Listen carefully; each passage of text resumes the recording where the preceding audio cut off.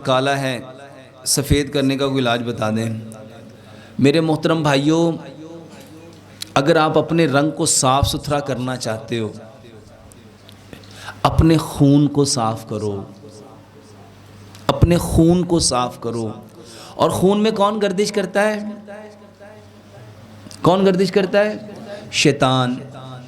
میرے محترم بھائیوں، شیطان کو وہ ایک بات پلے باندھ لو، شیطان ہارا ہوا ہے۔ شیطان ہارا ہوا ہے کہ جیتے گا ہم سے؟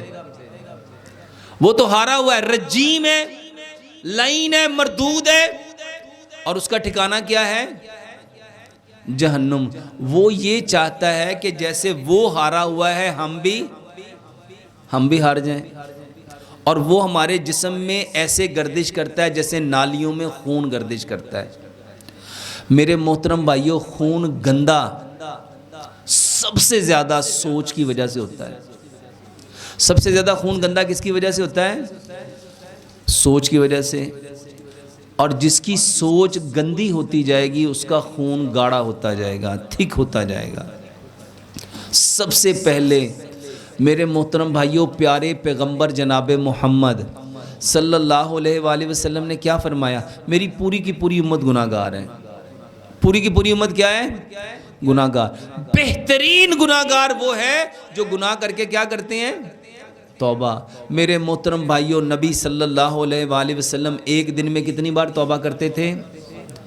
ایک روایت میں آتا ہے 70 بار اور ایک روایت میں آتا ہے 100 بار۔ سچ بتاؤ، جو توبہ کرے گا اس کے چہرے کا نور بڑھے گا کہ نہیں بڑھے گا؟ اس کا خون صاف ہوگا کہ نہیں ہوگا؟ اس کے اندر نکھار آئے گا کہ نہیں آئے گا؟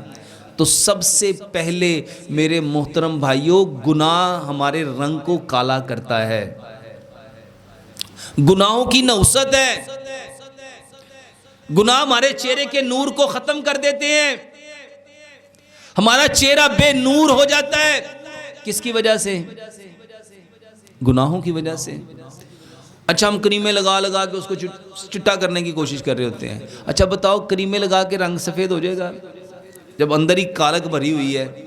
تو سب سے پہلے توبہ کرنی سیکھو۔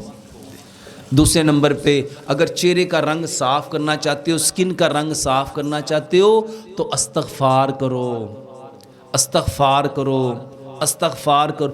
جتنا استغفار میرے جسم میں جاتا جائے گا میرے اندر اتنا نور بڑھتا جائے گا۔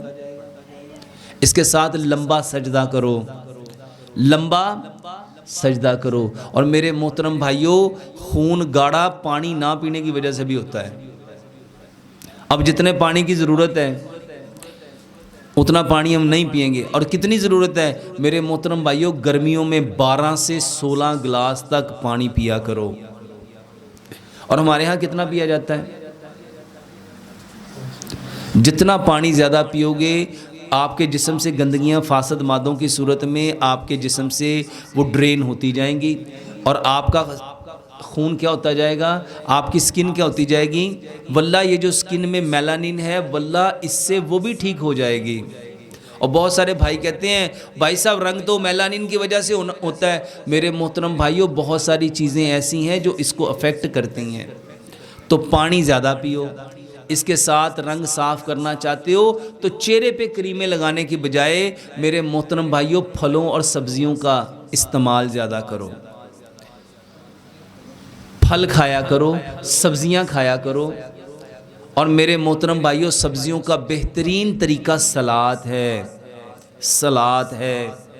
اپنی زندگی کا معمول بناؤ، جو سبزی کھائے گا وہ سرسبز و شاداب ہو جائے گا،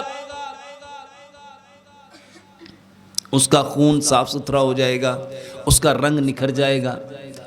پھلوں کو میرے محترم بھائیوں اس کو استعمال کرو۔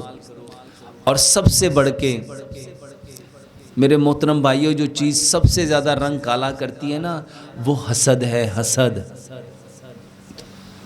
حسد آگ ہے، حسد آگ ہے۔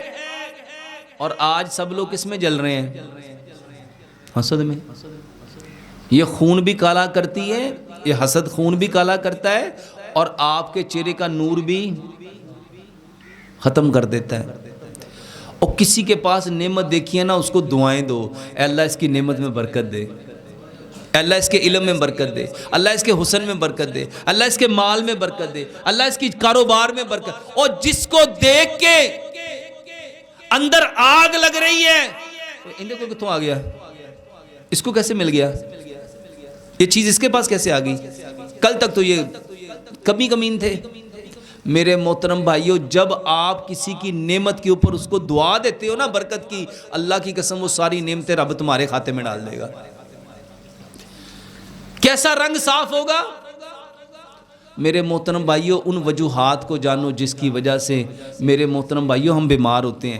اس کتاب میں نا ہم بیمار کیوں ہوتے ہیں، اس میں نے بتایا وہ کون کون سی چیزیں ہیں جو آپ کے خون کو گندا کرتی ہیں اور کیسے کیسے کرتی ہیں، اور آج ہم بیمار کیوں ہوتے ہیں، کیونکہ ہم نے نیکیوں کو چھوڑ دیا ہے۔ السلام علیکم۔